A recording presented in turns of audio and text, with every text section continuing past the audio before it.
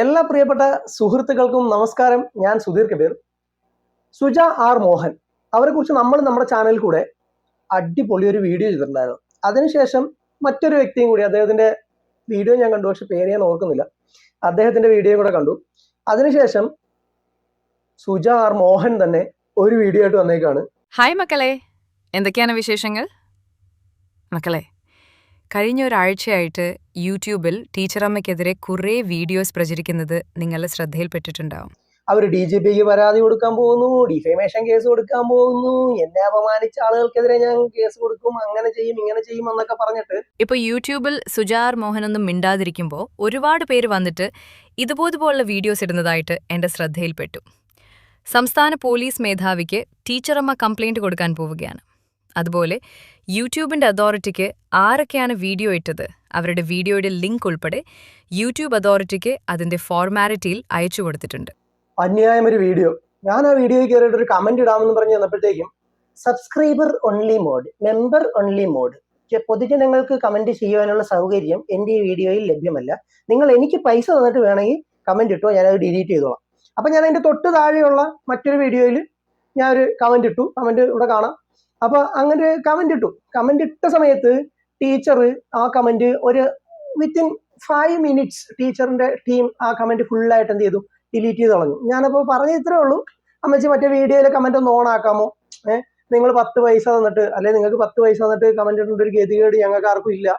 അപ്പൊ അതുപോലെ തന്നെ ഈ പാവപ്പെട്ടവരെ കൊള്ളയടിച്ച് വളർന്ന ആളുകൾ, അവര് ഞാൻ ചെയ്യുന്ന ഭയങ്കര നേട്ടമാണ് എന്ന് പറഞ്ഞിട്ട് ബാക്കിയുള്ള ആളുകൾ അല്ലേ, നമുക്കിവിടെ കുറെ പേരെയൊക്കെ അറിയാം, വലിയ വലിയ മന്ത്രിമാരെയൊക്കെ സ്വാധീനിച്ച് അവരുടെ തോളിൽ കൈയിട്ട് ഫോട്ടോ എടുത്ത സ്ത്രീകളെയും അറിയാം, പുരുഷന്മാരെയും അറിയാം. അവരൊക്കെ തട്ടിപ്പായിരുന്നു പറഞ്ഞ് ഇപ്പൊ ജയിലിൽ കിടക്കുന്ന പല ആളുകളെയും നമുക്കറിയാം. അപ്പൊ ഈ തട്ടിപ്പ് നടത്തിയിട്ട് അത് ഞാൻ ചെയ്തത് ഭയങ്കര സമൂഹ സേവയാണ് എന്ന് പറയുന്ന കാറ്റഗറിയിലുള്ള ഒരു സംഭവമാണ് ശരിക്കും പറയുന്ന ഈ മാനിഫെസ്റ്റേഷനൊക്കെ. സ്യൂഡോ സയൻസ് ആണ്, കപടശാസ്ത്രമാണ്. ശാസ്ത്രീയമായിട്ട് ഒരു കാര്യവും അതിൻ്റെ അകത്തില്ല എന്നുള്ള കാര്യം നമുക്ക് വ്യക്തമായിട്ട് അറിയാം. ഓരോരുത്തരും എഫർട്ട് എടുത്തും കഷ്ടപ്പെട്ടും ഒക്കെ തന്നെയാണ് അവരുടെ ജീവിതത്തിൽ എന്തെങ്കിലും ആയിട്ടുള്ളത്. ഒരു KFC വാങ്ങാൻ ഗതിയില്ലാത്ത ടീച്ചർ ഇന്നിവിടെ ഇരിക്കുന്നത് ടീച്ചറിന്റെ എഫർട്ട് തന്നെയാണ്. പറഞ്ഞു പറ്റിക്കാൻ ഒരു പ്രത്യേക എഫർട്ട് ഉണ്ടാവണം നമുക്ക്, എന്നാലേ നമുക്ക് പ്രത്യേകം കഴിവ് വേണം. മറ്റൊരു മനുഷ്യനെ, നമ്മളെ വിശ്വസിക്കുന്ന ആളുകളെ നമുക്ക് പറ്റിക്കണമെങ്കിൽ നമുക്ക് കഴിവും, അവന് കഴിവ് കേറുന്നതുകൊണ്ടല്ല, അവൻ ആ വിശ്വാസം നമ്മളിൽ അർപ്പിച്ചത് കൊണ്ടാണ് നമുക്ക് അവനെ പറ്റിക്കാൻ പറ്റുന്നത്. അത് വേറൊരു വശം. പിന്നെ ഓവർ പോസിറ്റിവിറ്റി, എല്ലാ കാര്യവും അങ്ങോട്ട് നടക്കും. നീ ആ ട്രെയിനിന്റെ മുന്നിലോട്ട് ചാടിക്കോടാ, ട്രെയിൻ അവിടെ പിടിച്ചു നിർത്താൻ നിനക്ക് പറ്റും എന്ന് പറയുന്ന പോസിറ്റിവിറ്റിയൊക്കെയാണ് ഇവർ തള്ളിക്കയറ്റി കൊടുക്കുന്നത് അണ്ണാക്കിലോട്ട്.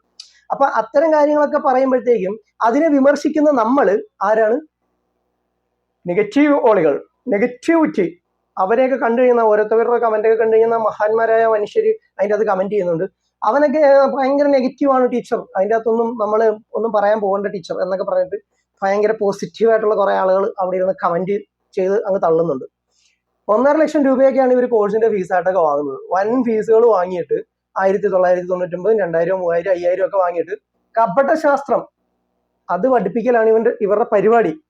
അതിനെ വിമർശിക്കുന്ന ആളുകൾക്കെതിരെ ഡിഫേമേഷൻ കേസ് കൊടുക്കുന്നു. ആരെയാണ് നിങ്ങൾ പേടിപ്പിക്കുന്നത്? ഡിഫേമേഷൻ കേസ് എന്നൊക്കെ പറഞ്ഞിട്ട്. ഡിഫേമേഷൻ കേസ് എന്ന് പറയുന്നാലേ കോടതിയിൽ കൊണ്ട് കൊടുക്കണം. നിങ്ങൾക്കിനി 1 കോടി രൂപയാണ് നിങ്ങളുടെ അഭിമാനത്തിന്റെ വിലയെങ്കിൽ, ഞങ്ങൾ നിങ്ങളെ അപമാനിച്ചു എന്നാണെങ്കിൽ നിങ്ങൾ കോടതിയിൽ കൊണ്ടുപോയിട്ട് ഈ 1 കോടി രൂപയുടെ 11% ആദ്യം കെട്ടിവെക്കണം. 11 ലക്ഷം രൂപ കെട്ടിവെക്കണം. എന്നിട്ട് കേസ് നടത്താൻ വേണ്ടി അങ്ങോട്ട് വരണം. അവിടെ വെച്ച് ഞങ്ങൾ ചോദിക്കും. ഈ പറയുന്നത് ഞാനും ചെയ്തിട്ടുള്ള നിങ്ങൾക്കെതിരെ വീഡിയോ, അതുകൊണ്ട് ഞാൻ ഇത്രയും കോൺഫിഡൻസ് ആയിട്ട് പറയുന്നത്. ഞാനും ചോദിക്കും, അല്ലാതെ മറ്റ് ബാക്കിയുള്ള ആളുകളും ഒക്കെ ചോദിക്കും. ഇത് നിങ്ങൾക്കൊന്ന് തെളിയിച്ചു തരാമോ? നിങ്ങളുടെ മാനിഫെസ്റ്റേഷൻ കൊണ്ടൊന്ന് മഴ പെയ്യിച്ചു തരാമോ?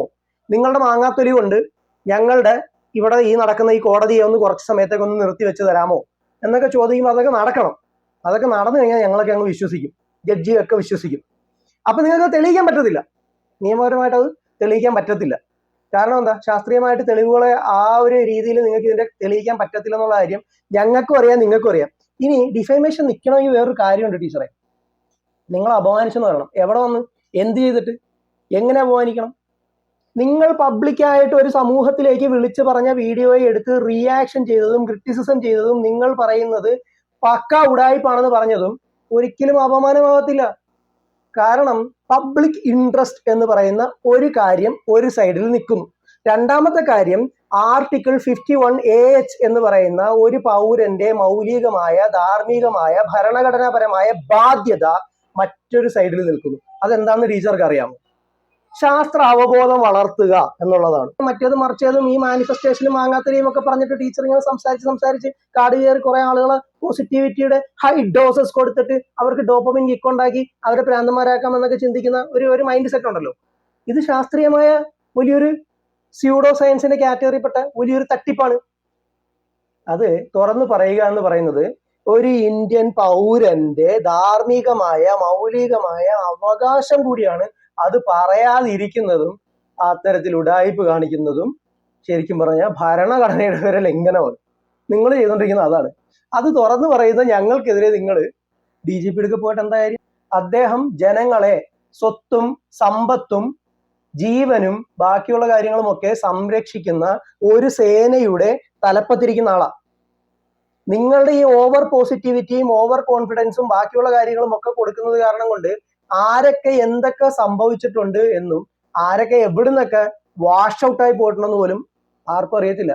എന്തായാലും ഗതിയില്ലാത്ത ആളുകൾ, ഒരവസ്ഥയില്ലാത്ത ആളുകൾ, മാനസിക ദൗർബല്യമുള്ള ആളുകൾ, എന്ത് ചെയ്തിട്ടും രക്ഷപ്പെടുന്നില്ല എന്ന് തോന്നുന്ന ആളുകൾ, ഇങ്ങനെ ലക്ഷോപലക്ഷം ആളുകൾ നമ്മുടെ ചുറ്റുമുണ്ട്. ഈ ആളുകളിൽ നിന്നാണ് നിങ്ങൾ ഈ ഇരകളെ പിടിക്കുന്നത്. ആ പാവങ്ങൾക്ക് അറിയത്തില്ല നിങ്ങൾ ഒരു KFC വാങ്ങി തിന്നാൻ ഗതിയില്ലാതെ അലഞ്ഞു നടന്നിട്ട് പല മെന്റേഴ്സിന്റെയും പിന്നാലെ ലക്ഷങ്ങൾ കോഴ്സ് ഫീസുകൾ കൊടുത്തിട്ട് പഠിച്ച് പറ്റിക്കാൻ പഠിച്ച ഒരു വ്യക്തിയാണെന്ന്. പറ്റിക്കാൻ പഠിച്ച വ്യക്തി. മാനിഫെസ്റ്റേഷൻ എന്ന് പറയുന്നത് ഏറ്റവും സിമ്പിളായിട്ട് പറഞ്ഞാൽ ഇന്ന് നിങ്ങൾ ചെയ്യുന്ന മാനിഫെസ്റ്റേഷൻ പറ്റിക്കലാണ്. റെറ്റിക്കുലർ ആക്ടിവേറ്റിംഗ് സിസ്റ്റം ഉപയോഗിച്ച് ഒരാൾ ഒരു കാര്യം, ഒരു ഓപ്പർച്യൂണിറ്റി അല്ലെങ്കിൽ അവർ അതിൻ്റെ അകത്തേക്ക് ഇറങ്ങുമ്പോൾ കണ്ടെത്തുന്ന കാര്യങ്ങളെ നിങ്ങൾ നിങ്ങളുടെ മാനിഫെസ്റ്റേഷന്റെ കഴിവായിട്ട് മാറ്റുന്നുണ്ടെങ്കിൽ, അത് നിങ്ങൾ ആ രീതി പറഞ്ഞ് മനസ്സിലാക്കി കൊടുക്കുന്നുണ്ടെങ്കിൽ നിങ്ങൾ ഈ സ്യൂഡോ സയൻസിനെ വളർത്തിയാണ്. വെറുതെ ഇരുന്ന് മഴ പെയ്യാൻ ആഗ്രഹിച്ചാലും ലോട്ടറി അടിക്കാൻ ആഗ്രഹിച്ചാലും അത് ചെയ്യുമെന്ന് നിങ്ങൾ പറഞ്ഞ് പഠിപ്പിക്കുന്നത് നിങ്ങളുടെ വിവരമില്ലായ്മയാണ്. അല്ലാതെ ഇതിൻ്റെ അകത്ത് എനിക്കൊന്നും പറയാനില്ല. അപ്പൊ നിങ്ങൾ ഡിഫമേഷൻ കേസൊക്കെ കൊടുത്തിട്ട് ഞങ്ങളൊക്കെ വരാന്നേ, നമുക്ക് അവിടെ വെച്ച് മാനിഫെസ്റ്റേഷൻ തെളിയിക്കാം. ടീച്ചറിന്റെ അക്കൗണ്ടിൽ എത്ര പേരെ പറ്റിച്ച പണമുണ്ട്, എത്ര പേര് നിങ്ങൾക്കെതിരെ വരും, അത്തരം കാര്യങ്ങളൊക്കെ നമുക്കൊന്ന് നോക്കാം. എത്ര പേർക്ക് നിങ്ങളുടെ ഈ പരിപാടി കൊണ്ട് ബെനിഫിറ്റ് കിട്ടിയിട്ടുണ്ട്, എത്ര പേരെ പണം നഷ്ടപ്പെട്ടിട്ടുണ്ട്. കമന്റ് ഒക്കെ ഓൺ ചെയ്ത് വെച്ചിട്ട് പബ്ലിക്കായിട്ട് വരണ്ടേ. അല്ലാതെ സബ്സ്ക്രൈബർ മോഡിലൊക്കെ വന്നു കഴിഞ്ഞാൽ ഞങ്ങൾ 10 പൈസ നിങ്ങൾക്ക് തരാൻ ആഗ്രഹിക്കാത്ത ഞങ്ങളെപ്പോലുള്ള ആളുകളൊക്കെ നിങ്ങളുടെ സബ്സ്ക്രിപ്ഷൻ എടുത്തിട്ട് നിങ്ങൾ കമന്റ് ചെയ്യൂ. എന്തിനാ ഡിലീറ്റ് ചെയ്യാനും? വേറെ പണി വല്ലതും നോക്ക്. ഈ ജനറേഷനെ എഡ്യൂക്കേറ്റഡ് ആണ്. അവർക്ക് നിങ്ങളുടെ സ്യൂഡോ സയൻസുകളെക്കാളും വിരൽ തുമ്പിൽ ടെക്നോളജി ഉള്ള അറിവുള്ള ഒരു കാലഘട്ടത്തിലാണ് ഇന്ന് ഈ ജനറേഷൻ ഡെവലപ്പ് ആകുന്നത്. പറ്റിച്ചു നിന്നിട്ട് നാണം വരുന്നില്ല നിങ്ങൾക്ക്? നാണം. വീണ്ടും വീണ്ടും പറ്റിക്കുന്നതിനെ വിമർശിക്കുന്നവരെ വന്നിട്ട് അവർക്കെതിരെ ഡിഫമേഷൻ കേസൊക്കെ കൊടുക്ക്. ഒരു പ്രൈവറ്റ് സ്യൂട്ടൊക്കെ ഫയൽ ചെയ്യും. കുറച്ച് കാശൊക്കെ അങ്ങനെങ്കിലും സർക്കാരിന് കിട്ടട്ടെ.